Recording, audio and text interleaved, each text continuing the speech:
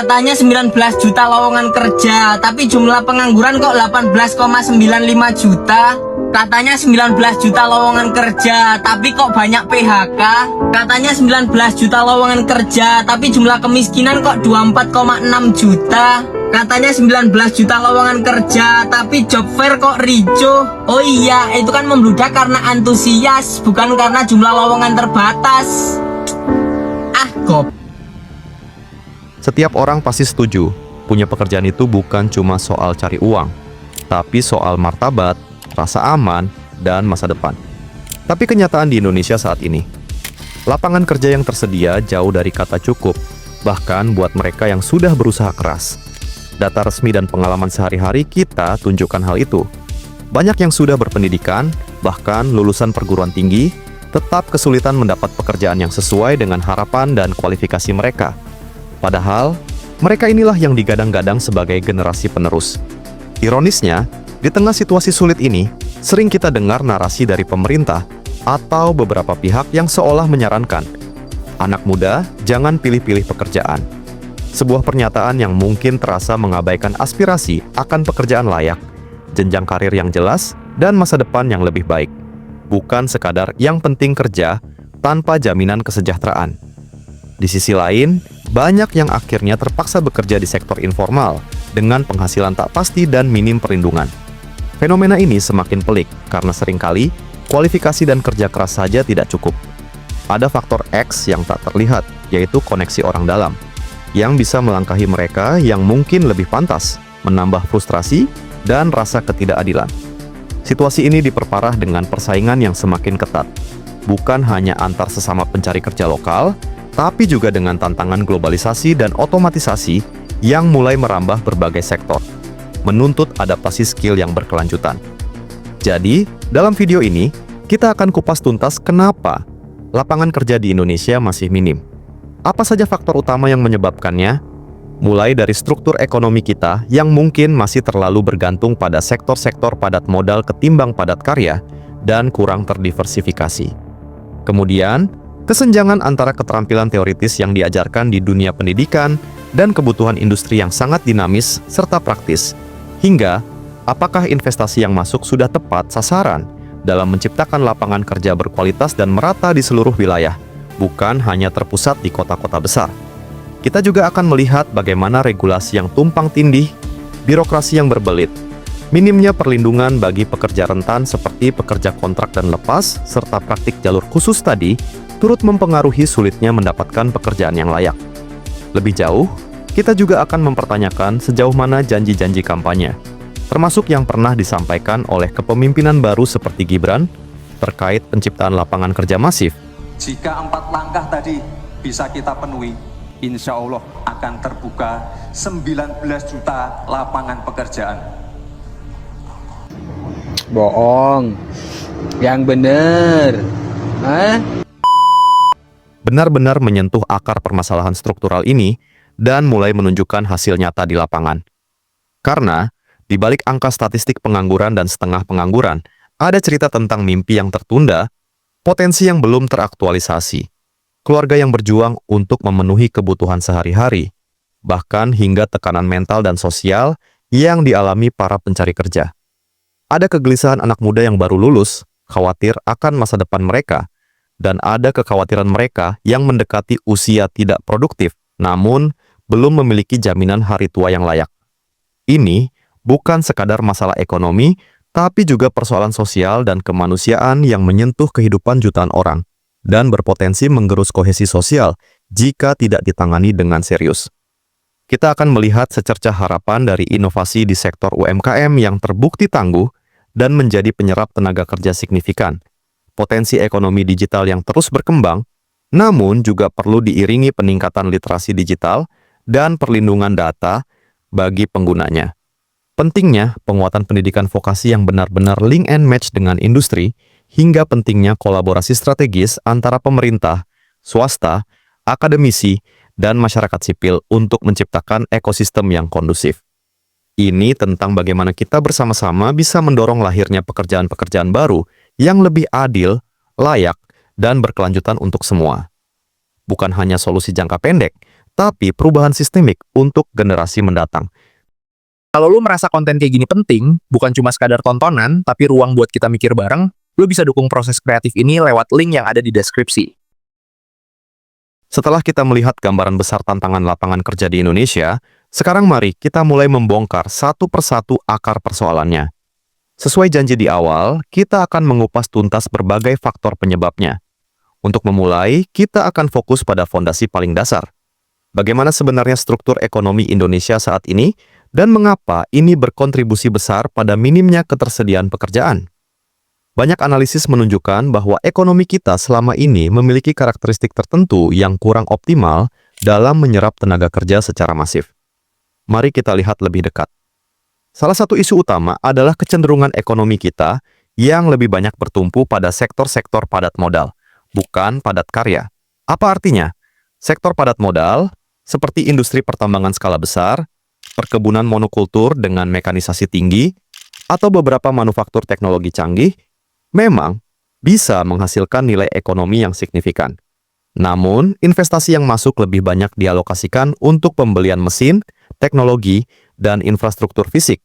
Sementara jumlah tenaga kerja manusia yang diserap relatif kecil dibandingkan skala investasinya. Sebaliknya, sektor padat karya seperti industri manufaktur ringan, contohnya tekstil, alas kaki, mebel, lalu pertanian subsisten atau hortikultura, serta sebagian besar usaha mikro, kecil, dan menengah (UMKM) di sektor jasa dan perdagangan justru sangat bergantung pada kontribusi tenaga manusia. Ketika pertumbuhan ekonomi kita lebih didorong oleh sektor-sektor yang minim serapan tenaga kerja, maka peningkatan produk domestik bruto (PDB) tidak secara otomatis berarti terbukanya banyak lowongan pekerjaan baru. Akibatnya, kue pertumbuhan ekonomi mungkin membesar, tapi tidak cukup banyak potongan pekerjaan berkualitas yang tercipta untuk dibagikan kepada angkatan kerja kita yang terus bertambah. Persoalan struktural kedua adalah diversifikasi ekonomi yang masih perlu diperdalam dan diperkuat.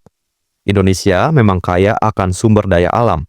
Namun, ketergantungan yang tinggi pada ekspor komoditas primer atau bahan mentah, seperti batu bara, minyak sawit mentah, CPO, atau mineral tambang lainnya, membuat perekonomian kita rentan terhadap gejolak harga di pasar global. Yang lebih krusial lagi dalam konteks lapangan kerja, menjual bahan mentah, berarti kita melewatkan peluang besar untuk menciptakan nilai tambah. Dan, yang terpenting, lapangan kerja yang jauh lebih banyak di dalam negeri, melalui proses industrialisasi atau hilirisasi. Bayangkan, misalnya, biji nikel. Jika hanya digali dan diekspor mentah, lapangan kerja yang tercipta relatif terbatas di sektor pertambangan. Tapi, jika diolah di dalam negeri menjadi ferronikel, lalu menjadi stainless steel, kemudian menjadi komponen untuk peralatan rumah tangga, otomotif, atau bahkan baterai kendaraan listrik, maka setiap langkah dalam rantai nilai tersebut akan menciptakan industri baru, pabrik baru, dan menyerap beragam jenis tenaga kerja, mulai dari operator mesin, teknisi, insinyur, peneliti, hingga tenaga pemasaran dan logistik. Pengembangan industri pengolahan atau manufaktur inilah yang seharusnya menjadi salah satu motor utama penyerapan tenaga kerja, namun kontribusinya terhadap PDB dan penyerapan tenaga kerja kita dalam beberapa dekade terakhir cenderung stagnan, bahkan menurun. Padahal, sejarah di banyak negara maju menunjukkan bahwa sektor manufaktur yang kuat adalah kunci untuk menyediakan pekerjaan formal yang stabil dan meningkatkan kesejahteraan. Jadi, kombinasi dari dominasi sektor padat modal, ketergantungan pada komoditas primer, dan hilirisasi industri yang belum optimal, inilah yang menjadi salah satu penjelasan mendasar mengapa angka penciptaan lapangan kerja formal di Indonesia seringkali terasa seret, meskipun angka pertumbuhan ekonomi secara umum terlihat positif. Ini menciptakan ketidaksesuaian struktural. Ekonomi tumbuh, tapi tidak cukup banyak pekerjaan berkualitas yang tersedia untuk menyerap seluruh angkatan kerja yang ada, terutama bagi generasi muda yang setiap tahunnya memasuki pasar kerja dengan berbagai harapan dan kualifikasi.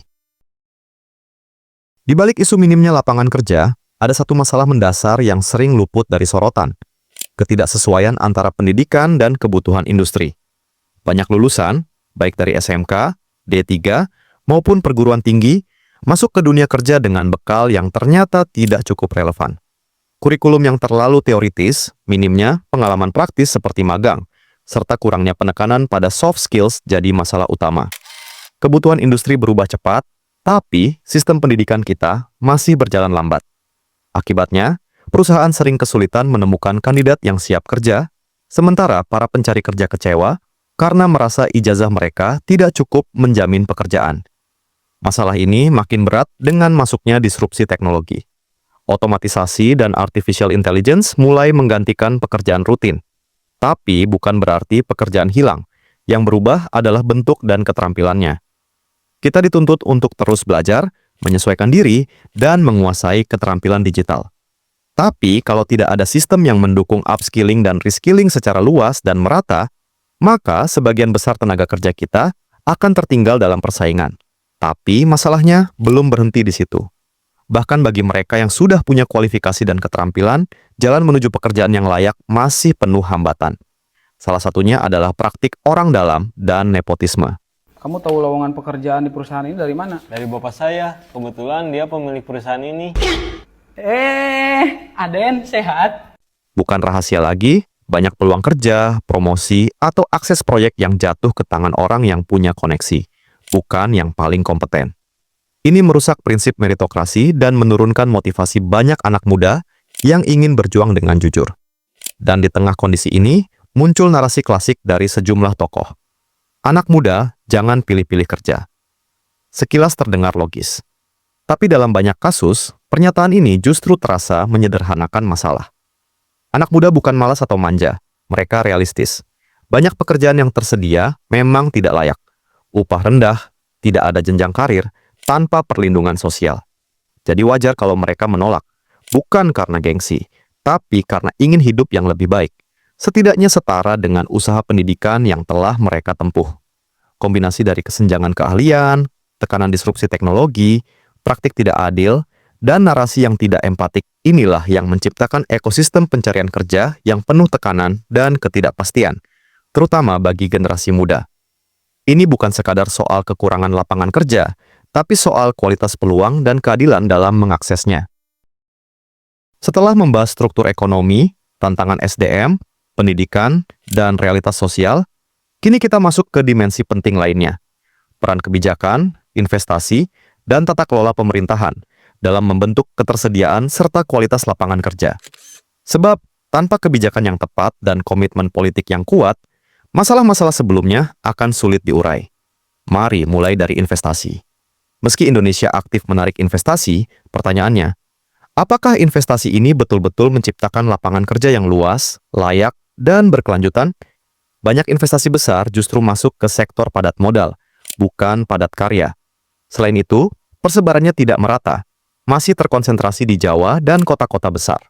Diperlukan strategi investasi nasional yang tak hanya mengejar angka pertumbuhan, tapi juga mendorong sektor padat karya, industri bernilai tambah, dan distribusi yang lebih merata. Lalu soal regulasi dan tata kelola. Dunia usaha, khususnya UMKM, penyerap tenaga kerja terbesar, masih dihadapkan pada birokrasi rumit, ketidakpastian hukum, dan pungutan tidak resmi. Di sisi lain, banyak pekerja, khususnya kontrak, lepas, dan di platform digital, belum mendapat perlindungan memadai. Upah tak layak, jam kerja berlebih, tanpa jaminan sosial. Keseimbangan antara kemudahan berusaha dan perlindungan pekerja adalah tantangan yang tak boleh diabaikan. Di tengah semua ini, peran pemerintah sangat krusial. Janji politik seperti penciptaan jutaan lapangan kerja dan peningkatan kualitas SDM, termasuk yang disampaikan oleh Wapres Gibran Rakabuming Raka, menjadi sorotan. Publik tentu menanti realisasi konkret, kemudahan mencari kerja, peningkatan kualitas hidup, dan bukan sekadar angka di atas kertas. Yang dibutuhkan bukan hanya kebijakan bagus, tapi juga implementasi yang tepat sasaran, mekanisme evaluasi yang transparan, dan akuntabilitas publik. Mengurai masalah ketenaga kerjaan di Indonesia jelas bukan tugas ringan, apalagi instan. Ini butuh transformasi sistemik, visi jangka panjang, reformasi berani, serta kolaborasi semua pihak. Pemerintah, pelaku usaha, institusi pendidikan, serikat pekerja, hingga masyarakat sipil. Karena pada akhirnya, pekerjaan layak bukan sekadar isu ekonomi. Ini menyangkut keadilan sosial, hak asasi manusia, stabilitas nasional, dan masa depan generasi penerus Indonesia. Setelah menelusuri kompleksitas minimnya lapangan kerja di Indonesia, dari persoalan struktural ekonomi, kesenjangan keahlian, hingga tantangan tata kelola, mungkin muncul perasaan pesimis. Tapi penting untuk kita ingat, ini bukan takdir. Setiap tantangan selalu membawa peluang. Harapan itu nyata dan bisa kita temukan di sekitar kita. UMKM adalah contoh nyata. Mereka terbukti tangguh dan menjadi penyerap tenaga kerja terbesar, bahkan saat krisis. Dengan dukungan kebijakan yang inklusif, akses modal, kemudahan usaha, dan pendampingan, UMKM bisa jadi motor utama penciptaan kerja yang luas dan merata. Ekonomi digital juga membuka peluang besar, bukan hanya untuk perusahaan besar, tapi juga bagi jutaan anak muda sebagai wirausahawan, freelancer, dan pelaku industri kreatif. Yang penting adalah pemerataan infrastruktur digital, literasi yang kuat, dan regulasi yang melindungi semua pihak. Tentu, semua itu tak akan berjalan tanpa pendidikan dan pelatihan yang relevan. Kita butuh sistem vokasi yang benar-benar terhubung dengan dunia kerja, kurikulum yang membekali anak muda dengan hard dan soft skills, serta budaya belajar sepanjang hayat untuk terus beradaptasi. Namun yang paling penting, kolaborasi. Pemerintah, dunia usaha, pendidikan, serikat pekerja, dan masyarakat sipil harus duduk bersama. Tanpa sinergi, solusi hanya akan jadi wacana. Lalu, apa peran kita? Tingkatkan kapasitas diri, bersuara untuk pekerjaan layak, dan tuntut akuntabilitas kebijakan. Dukung usaha etis, bagikan informasi penting seperti ini, lawan nepotisme dan diskriminasi, serta ikut dalam inisiatif positif di lingkungan sekitar. Karena pekerjaan bukan sekadar sumber penghasilan. Ia menyangkut martabat, rasa aman, dan masa depan. Perjuangan untuk kerja yang layak adalah perjuangan kita semua. Mari hadapi tantangan ini dengan semangat, cerdas, dan gotong royong. Masa depan dunia kerja Indonesia ada di tangan kita bersama.